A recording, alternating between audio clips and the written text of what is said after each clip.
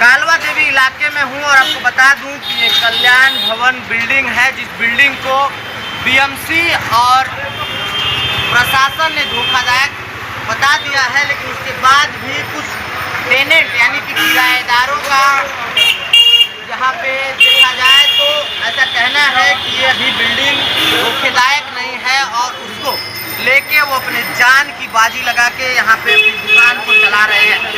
वही हम आपको बता दें कि इस मामले में हम लैंडलॉर्ड से भी बात करेंगे और बताएंगे कि किस तरीके से लैंडलॉर्ड इस चीज़ पे एक्शन ले रहे हैं और क्या बात कर रहे हैं, क्योंकि अगर कोई दुर्घटना होता है तो उसका जिम्मेदार कौन होगा? क्या अपनी जिम्मेदारी पे रहने वाले यहाँ पे दुकानदार उसकी जिम्मेदारी लेंगे या इस जमीन के मालिक लेंगे या फिर प्रशासन? देश की आर्थिक राजधानी मुंबई है और मुंबई में अक्सर देखा जाता है कि जब बारिश का सिलसिला शुरू होता है तो कई बिल्डिंगें धड़ाम से गिर जाती हैं और कई जानें चली जाती हैं।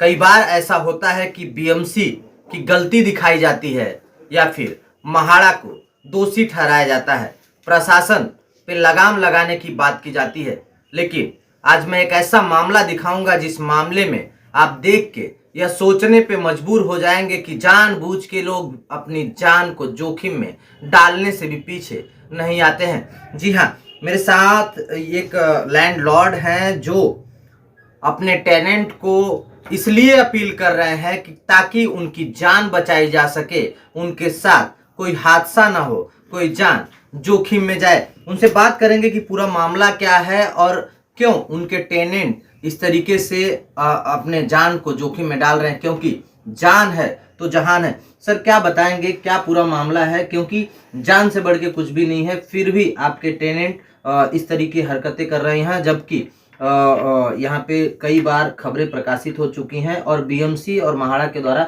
लगातार नोटिस दी गई हैं। मैं एसपी आहूजा, लैंडलॉर्ड कल्याण भवन बिल्डिंग, जो कि कालवा देवी में 354 नंबर कल्याण भवन बिल्डिंग का नाम है, मेन कालवा देवी रोड पे उसका मैं लैंडलॉर्ड हूँ। हमारी बिल्डिंग आज 3-4 साल से ज़्यादा ही ख़राब हो चुकी है, क्योंकि बारिश इतनी हुई है पिछले 3-4 सालों में मुंबई में कि कंडीशन बद से बदतर हो गई है। म्हाडा ने जो रिपेयर बोर्ड में बिल्डिंग है, रिपेयर सेस बिल्डिंग है, तो म्हाडा ने और बीएमसी ने भी हमारे को नोटिस दिया था आज से 2-2.5 साल पहले कि बिल्डिंग की कंडीशन ख़राब है। तो हमने उस हिसाब से फिर हमारे टेनेंट्स को रिक्वेस्ट किया, हमने मीटिंग्स की, उनको लेटर भी लिखा कि बिल्डिंग की कंडीशन ख़राब है। तो जून 2022 में एक 12 लाख का कोटेशन कॉन्ट्रैक्टर ने बनाया, जो हमने हमारे टेनेंट्स के साथ में लेके, टेनेंट्स को पता है, उनके सहयोग के साथ ये कोटेशन बनाई गई थी 12-12.5 लाख की। पर मुझे अफसोस से कहना पड़ता है कि इन्होंने उसके बाद कोई एक्शन नहीं लिया, कोई पैसे इकट्ठे नहीं किए, कोई उस पर ध्यान नहीं दिया। उसके बाद म्हाडा के नोटिस आए, म्हाडा ने कम से कम 6-7 नोटिस 1-1.5 साल में दे दिए हैं। उसमें स्ट्रक्चर ऑडिट में C1 कैटेगरी में, जिसमें बिल्डिंग डिलैपिडेटेड होती है, बिल्कुल उसको खाली करके बनाने का ही उसमें रूल है, कानून है, लॉ है, वो दिया गया। फिर उन्होंने नोटिस दिया म्हाडा ने टेनेंट्स को, हमने भी टेनेंट्स को रिक्वेस्ट किया, पर पता नहीं क्यों ये लोग कोऑपरेट करने को बिल्कुल तैयार नहीं है।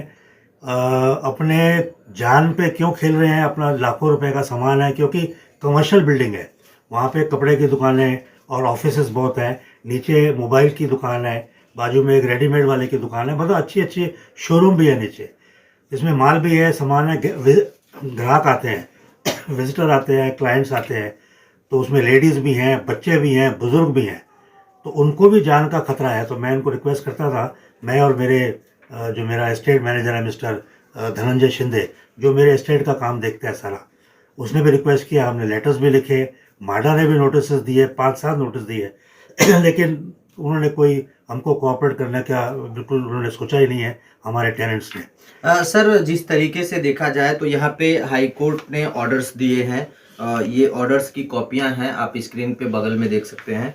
सर, ऑर्डर देने के बाद भी अगर ये लोग नहीं समझेंगे तो आप लैंडलॉर्ड हैं, आप किस तरीके से इस मामले को सुलझाने की कोशिश करेंगे?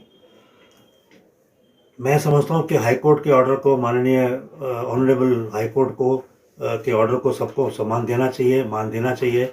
हम हिंदुस्तान नागरिक हैं, हमारे कोई कानून लागू होता है, लेकिन पता नहीं क्यों उनके दिमाग में बात नहीं बैठ रही। मैं तो उनको रिक्वेस्ट करूँगा फिर भी हम माडा को हमने अप्रोच किया है, फिर हम जाएंगे फिर से कानूनी तौर से as per law, as per जो कानून है उसी हिसाब से हमने काम करना है। माडा भी वैसे काम कर रही है, बीएमसी भी वैसे काम कर रही है, हम भी एज अ लैंडलॉर्ड ऐसे ही काम करेंगे।